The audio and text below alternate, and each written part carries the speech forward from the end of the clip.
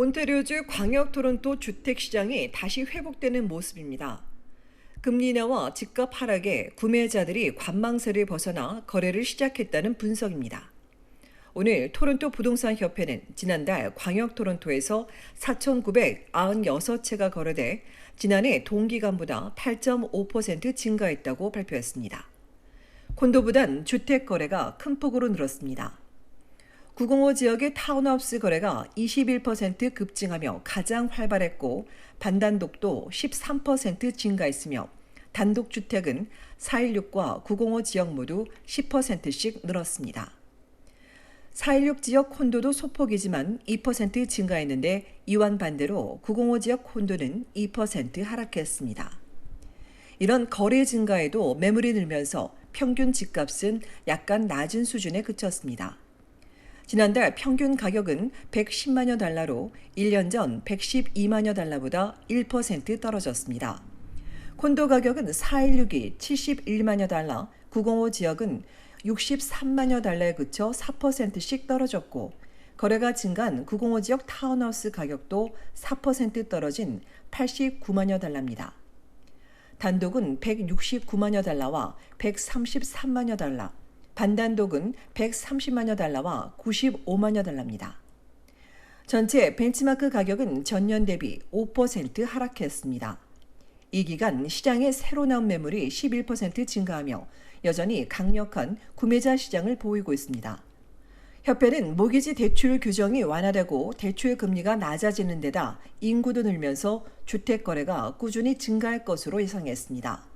또 금리가 내려갈 때마다 더 많은 신규 구매자가 시장에 진입하고 집주인의 투자도 더 늘 것이라고 덧붙였습니다. 이처럼 회복세를 보인 토론토와 달리 브리티시 콜롬비아주 광역 밴쿠버는 여전히 저조합니다.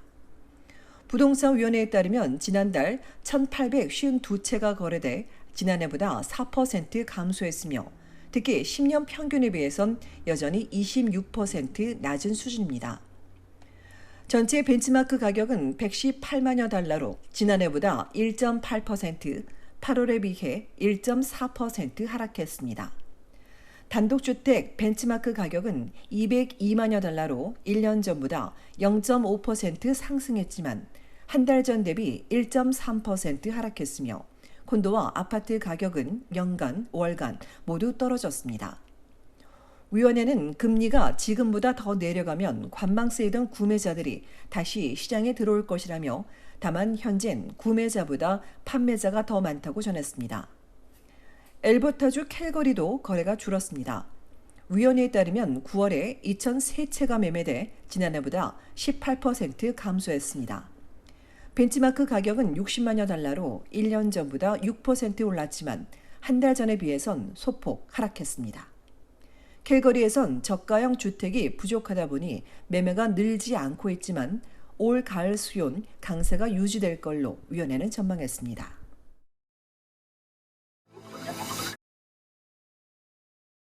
온타리오주 토론토 미드타운 중심가에서 단속을 하던 경찰관이 총에 맞는 사건이 발생했습니다. 어제 오후 5시 30분경 사복경찰관 2명이 미드타운 영과 에글링턴 근처에서 강도 사건에 연루된 것으로 보이는 차량을 주시하며 수사 중이었습니다. 이후 견인차를 기다리다 차주로 보이는 여럿이 나타나자 체포하려 했는데 이때 갑자기 경찰관에게 총을 쏜 겁니다. 그 즉시 동료 경찰관이 대응 사격에 나서자 총격범은 도주했으나 공범 한 명은 현장에서 체포되고 총격범은 이날 밤 늦게 마이클 게론 병원에서 그리고 세 번째 용의자도 이후 체포됐습니다. 복부에 총상을 입은 사복 경찰관은 5년 반 경력의 29세로 써니브룩 병원으로 옮겨져 치료를 받고 있으며 다행히 완쾌될 것으로 알려졌습니다. 토론토 경찰이 총격 사건에 연루되면서 이번 사건은 온주 특별수사팀에 넘겨졌습니다. 수사팀 관계자는 경찰 대응 사격에 피해자는 없었다고 밝혔습니다. 오늘 낮까지 용의자들의 신원이나 혐의는 공개되지 않았으나 토론토 스타에 따르면 총격범은 범행 당일 뉴마켓에서 보석으로 풀려난 것으로 알려졌습니다. 토론토 출신의 21세 총격범 오르고나는 지난 5월 도난 차량 소지와 도난 번호판, 주거 침입, 보호관찰 위반 등의 혐의로 욕지역 경찰에 붙잡혀 20여 건의 혐의로 기소됐습니다. 이날 보석으로 풀려나 사건 현장 인근 레드패스 애비뉴에 있는 아파트에서 보증인과 함께 살 예정이었는데 범행을 저지른 겁니다. 오르고 나는 또 지난해 9월에는 던다스 광장에서 누군가에게 돌을 던진 뒤 폭행한 혐의도 받고 있습니다. 주거단지인 릴리안 스트리트 근처에서 총격전이 벌어지고 경찰관이 총기 피습을 당하자 지역 주민들과 경찰이 큰 충격에 빠졌습니다. 경찰국장은 토론토 경찰이 매일 직면하고 있는 위험이라고 강조했습니다. 토론토 경찰에 따르면 올 들어 경찰관이 부상을 당하는 건 637번째이고 지난 2달 동안 벌써 2명이 총상을 입었습니다. 앞서 8월 초 한 비번 경찰관이 전국에 수배 중인 남성을 발견, 다른 경찰관의 추격과 체포를 지원했는데 이 과정에서 총에 맞았습니다.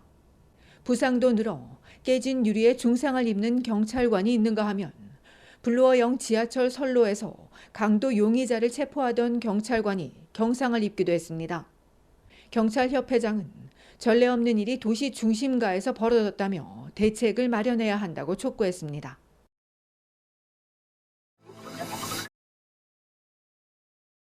캐나다 주택 위기에 대한 비난이 이민자에게 쏠리는 건 부당하다는 조사 결과가 나왔습니다.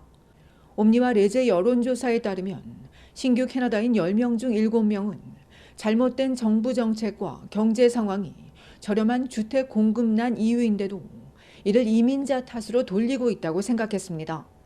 전문가 역시 일부 지역에선 문제가 되지만 주택난이 이전부터 계속돼 왔는데도 이민자를 희생양으로 만들고 있다고 지적했습니다.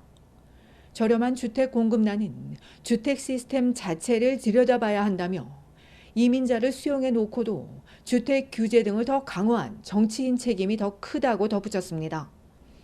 이에 연방이민성은 임시 거주자가 주택 위기에 기여했다고 주장했고 각 주 정부도 이민자 탓만 했다고 강조했습니다.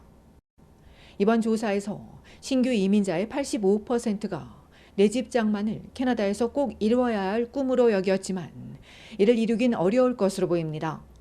이민자 2명 중 1명이 이곳에서 내 집 장만은 어려울 것이라고 응답했고 현재 임대주택에 사는 세입자 10명 중 3명도 평생 집을 살 수 없을 것이라고 답했습니다. 1990년대와 2000년대 초반 이민자는 그나마 집 사기가 쉬웠지만 지금은 집값이 너무 높아 이민자에게 내 집 장만은 점점 더 멀어지고 있습니다.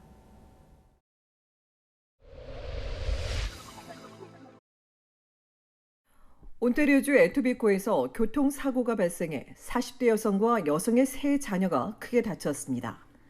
어제 오후 6시 10분 이슬링턴과 오렐 애비뉴에서 차에 치인 일가족 5명 가운데 40대 여성이 중상을 입고 병원으로 이송됐으나 생명이 위중한 것으로 알려졌고 여성의 생후 한 달 된 영아와 5살 미만의 유아 2명도 부상을 입고 병원으로 옮겨졌으며 5번째 피해자도 다치긴 했으나 다행히 중상은 아닌 것으로 알려졌습니다. 경찰은 오렐 애비뉴 서부 방면으로 향하던 76세 여성 운전자가 남쪽으로 좌회전하던 중 사고가 발생한 것으로 보고 운전자와 목격자 등을 상대로 정확한 사고 경위 등을 조사하고 있습니다.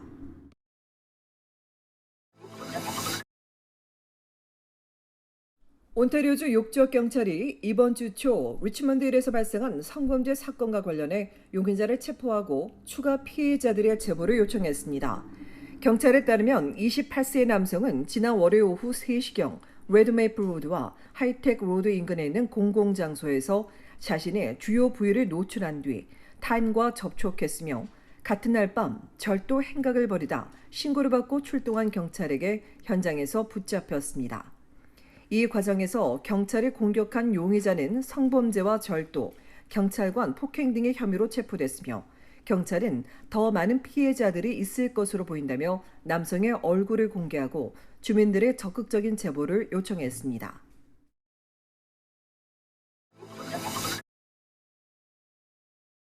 온타리오주 6지역의 차량 절도와 강탈 사건이 감소하고 있는 것으로 나타났습니다.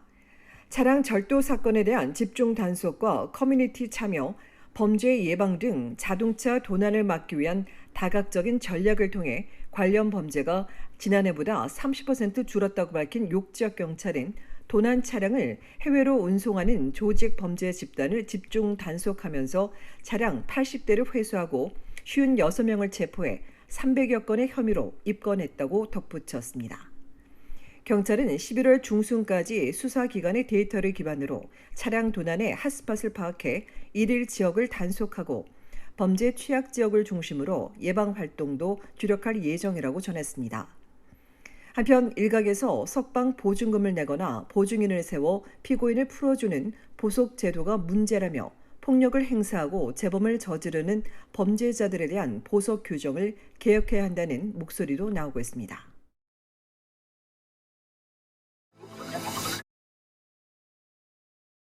온타리오주 정부가 400으로 시작하는 모든 고속도로의 제한 속도를 상향 조정하는 방안을 검토하고 있습니다.